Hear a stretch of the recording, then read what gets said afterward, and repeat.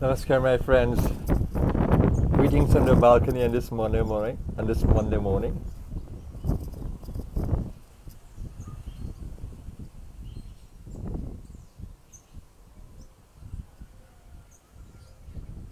Waiting for you to come and join me.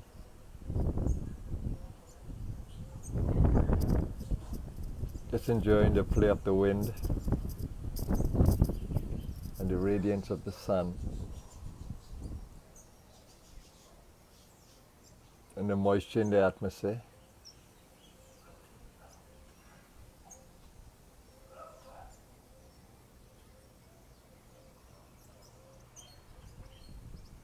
Breathing in along the chakra column.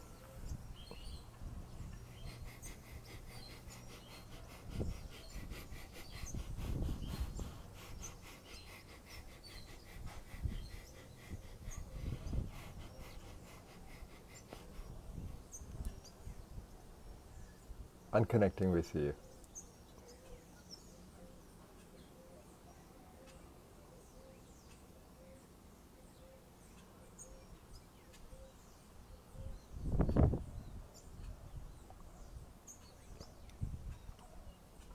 So what shall we talk about today?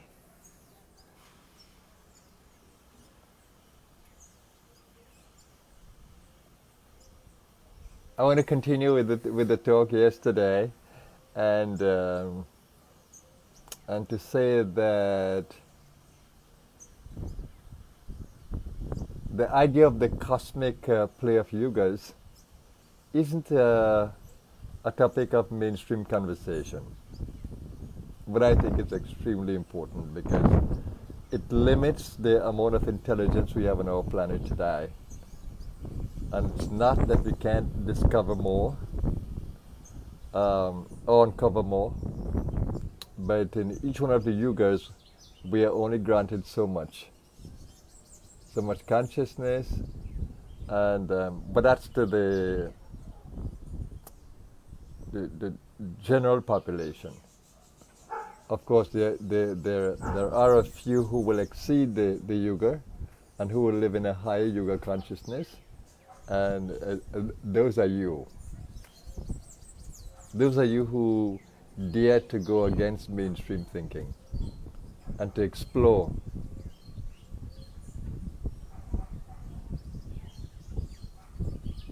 So we are the ones of the future. That's why you're so interested in knowledge beyond what is mainstream. I've never been one to be caught up in mainstream thinking. I've always questioned it because what I experience in the inner space is so different.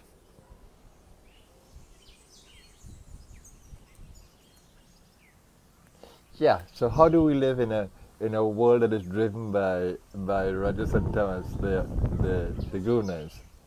Rajas is egotistic, that wants to acquire and involved in power plays and manipulation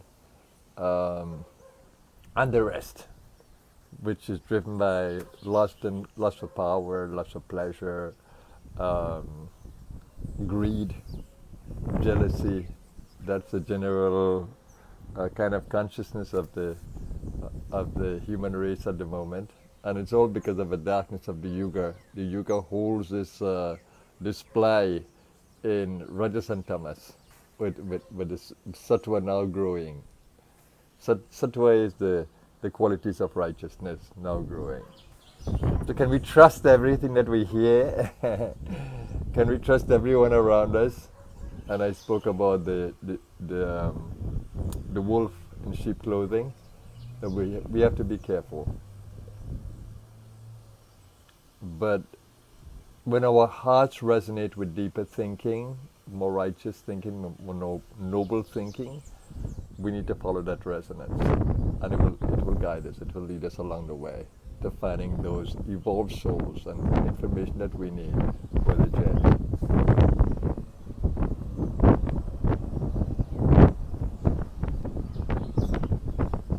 So as you meet with me this Monday,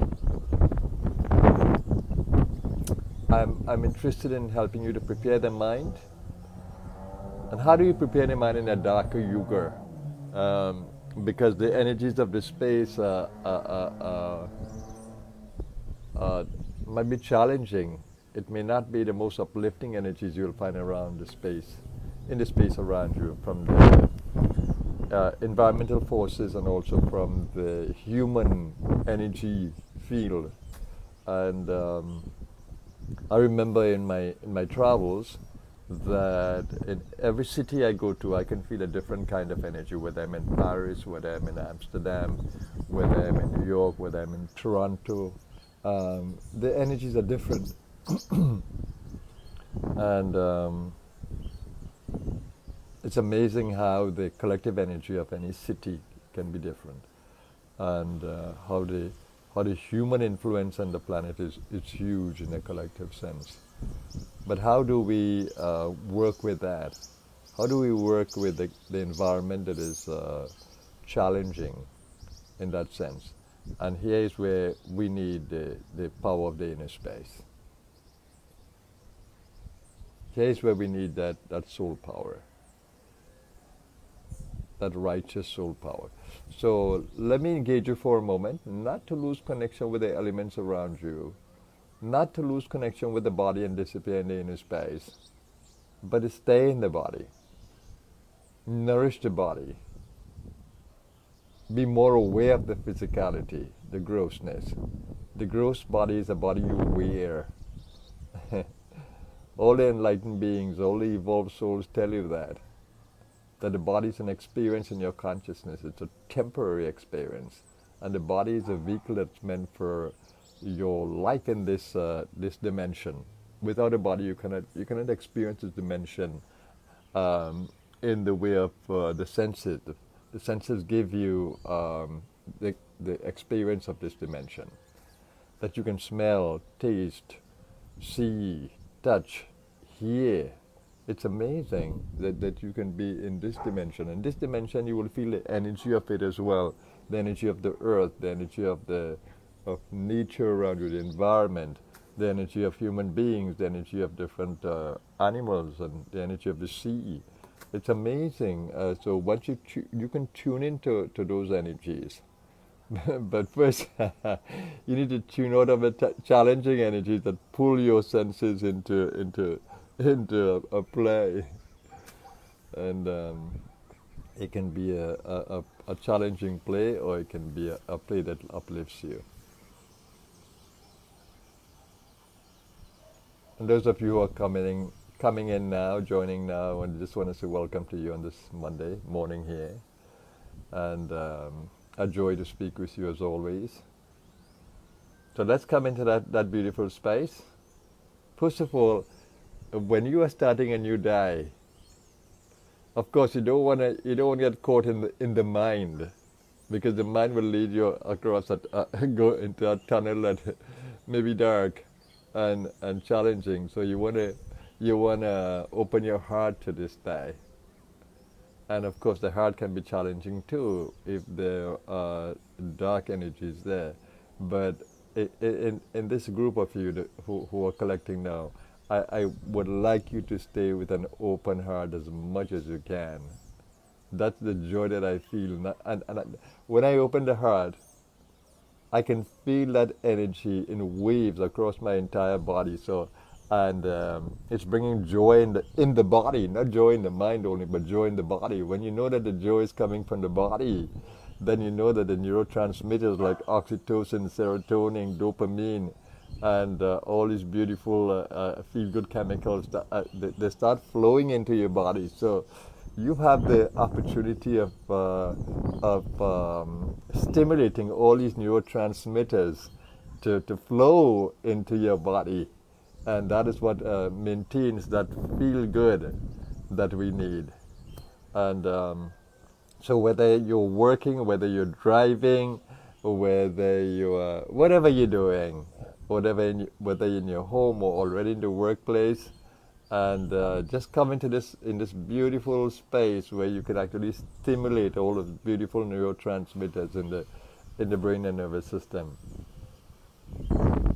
And that's where the mind becomes very powerful. When the mind opens the heart, allows the heart, the ego mind, when it allows the heart to come to open up and to flow these waves of energy, you can actually feel it right down to the nerves, everywhere, right down to the bones, right down to the blood, and it's exciting, right? All the endocrine system. It's marvelous. So when I breathe, I celebrate these waves of energy through my body. Yeah, and so we need this for the human experience, for living in the world. We need that lovingness that must flow from our being. Then the breath becomes a loving breath. The body becomes a body that is driven by love. And this has nothing to do about the other. It's about self-love. It's about owning every cell and nourishing every cell, and not to be at war with your cells, not to stress yourselves out by worry and scattered thinking and being indecisive and be low self-esteem and be feeling a victim. You don't want to challenge your cells with this kind of mental, emotional energy.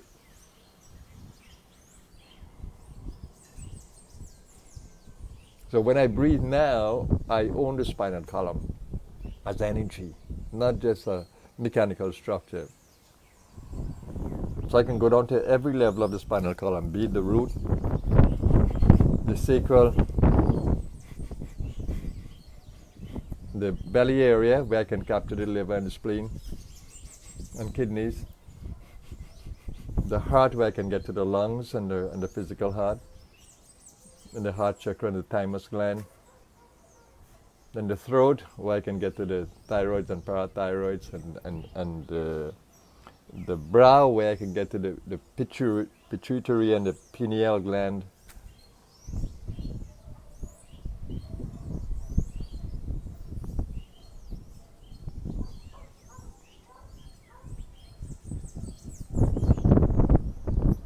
That's absolutely beautiful. How can you meditate without stimulating these energies in you first?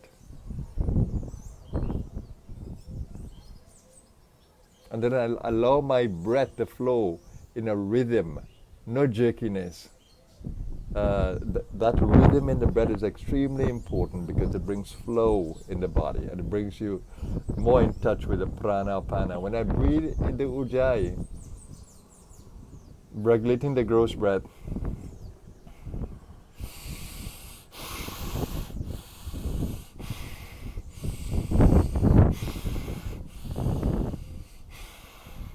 then I stimulate the energy column. It's absolutely beautiful. My eyes feel that they're being nourished by this activity. My brain feels more nourished. All my nerve plexuses, they feel more nourished.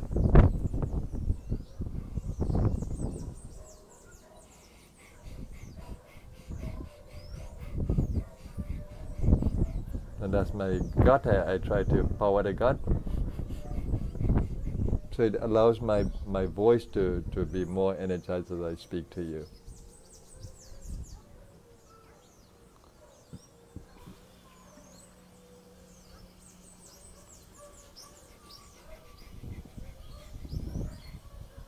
So this you need to learn. This you need to learn from what I would call awakened Kundalini. And this is what happens when you meet those evolved souls who are operating in and through Kundalini Shakti, Kundalini power. They can activate this in you if you're receptive.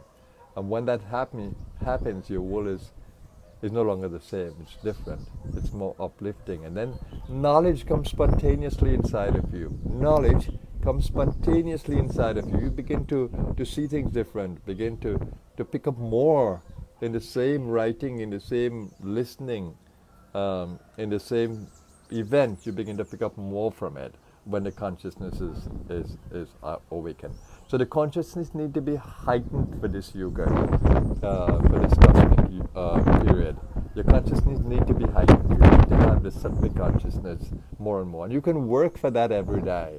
And remember that there's the mental programming and there's the physical programming in the body as well. You have to, the mental programming, when you hold that mental attitude or frame of mind and you hold your entire body in it, as I've been teaching you, your body cells and the brain and nervous system become programmed. You develop new neural pathways that work with your new thinking and your new habits. So in this yuga, where there are so much dark forces outside of you, you need to find that alone time where you can retreat away from everything, and that's what meditation affords you, where you can retreat away from the external world and you can start building the strength of your internal world. You can start expanding the consciousness as much as you can, finding the edge to where you are and going deeper by desiring more, by wanting more, and by holding the mind in an intuitive state and in a state of stillness, allowing grace to flow into you to open up your inner space. So that is how you shift the consciousness. And of course, there are no free lunches, so you have to work for this shift and earn the merit for it, attune to that higher consciousness. So every day in this yuga, you need to develop the discipline of meditation. And meditation, take away the religious context from it. It can simply be on the breath. It can simply be on love. It can simply be on the body, like vipassana, just being aware of the body and holding this beautiful field of peace and harmony, holding every body cell in it, and then the body becomes like a yantra, like a form that you can get to the divine in and through the beauty of the form. The human body is an amazing body, built with a lot of beautiful geometry, and it's a holographic body. It's every cell is a part of the whole and resonates with the whole. So it's an extremely beautiful discipline to find that center of meditation, where we can keep our eyes open and we can walk or we can work with it. So meditation is not just about sitting in stillness and detaching from the world and emptying the mind and staying there. No, it's a very dynamic state of a balance of energies in the inner space, but centered in a consciousness that is so deep and so broad, expansive, that you can feel every level of your being.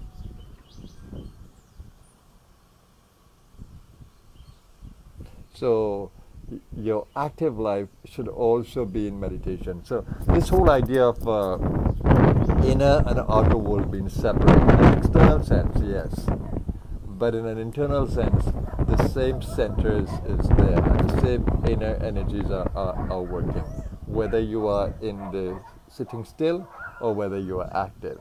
So when you become more mature in meditation and can stay centered in that inner space of expansive consciousness and in those beautiful energies of balance, you take it into the world and it stays with you. You're able to avoid conflict or move away from it, or even if you're in the midst of conflict, you can hold yourself in the strength of that inner state. So it's beautiful when you can live in the essence of meditation. And whether you're in activity or in stillness, you're still centered, where you can come to balance and where you can be in flow. And in this yuga, it's extremely important to let your will align to universal will. So don't fight with the universe, flow with it. Again, don't fight with the universe, flow with it. See where the universe is heading, see what it's doing, and try to align yourself to it. The universe is in evolutionary mode, not devolutionary mode, evolutionary mode. So we need to stay with where the universe is heading. So when the play of the universe is challenging, maybe some earthquake or rain or excessive rain or conflict in the world or war or poverty or disease, you stay in the strength of your inner space, whilst you observe the outer space and knowing it's there for a karmic reason. Everything is happening because of a karmic reason. So we need just to know what is the meaning of that karmic play and to flow with it.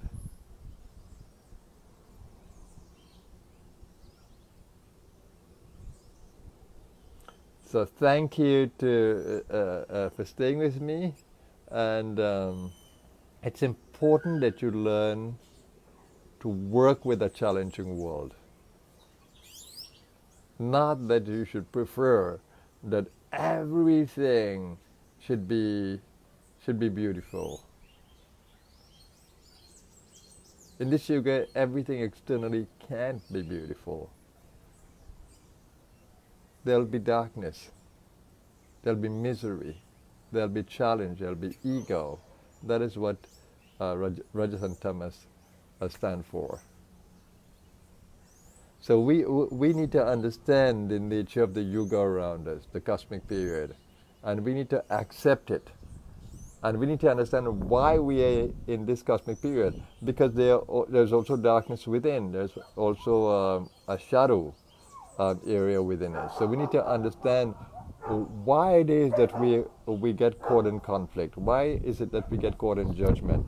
Why is it that we become jealous or become lustful, or we become self-righteous? Why? Don't fight with those qualities within you. They are of your past. Need not be of your present, but they are of your past. So what you need to do is accept the past you.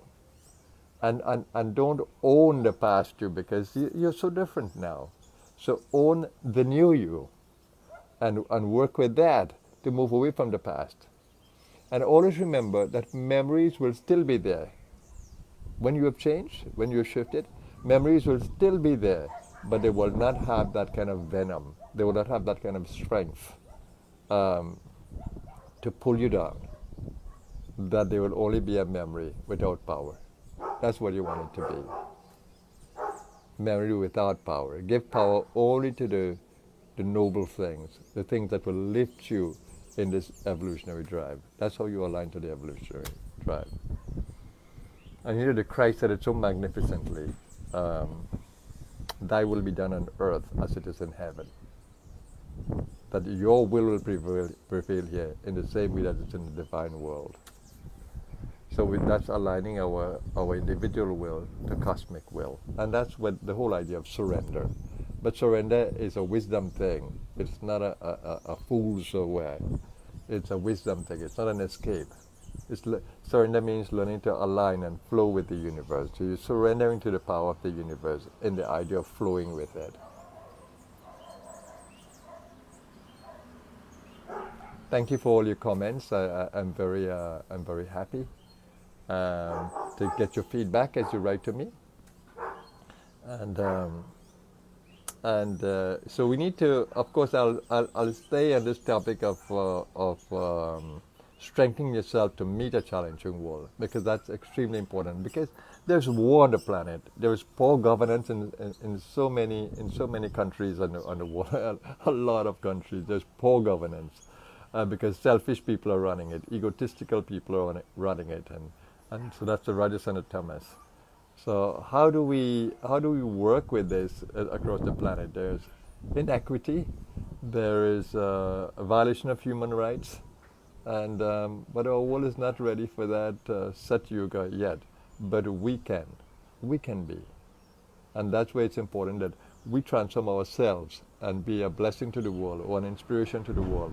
And don't try to transform the world. In this yuga, you will not be able to do it. The world will not be able to be transformed in this big dream that we may have that it will be.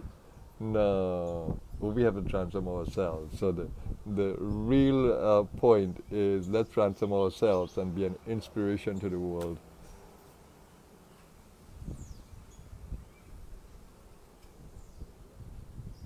So again, I'd like you to join me in the silence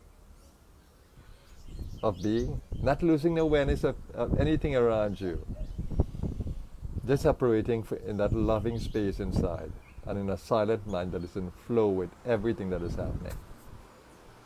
If you're driving, drive. If you're sitting, sit. If you're having tea, have it with love. Have it with peace. If you're in your garden, wherever you are,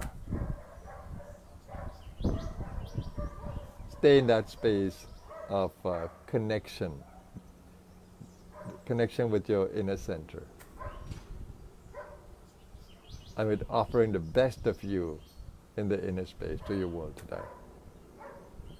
So I want to wish all of you a marvelous day. Be a blessing to your world. Be a channel of love and peace and goodness in your world today. And let's all thrive from that center of goodness within us. Let's pray for the protection of the divine.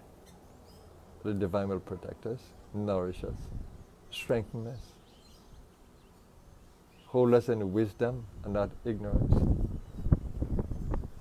and keep us aligned to its great power. Have a blessed day, everyone. Thank you so much. My soul bows to you. Namaskar.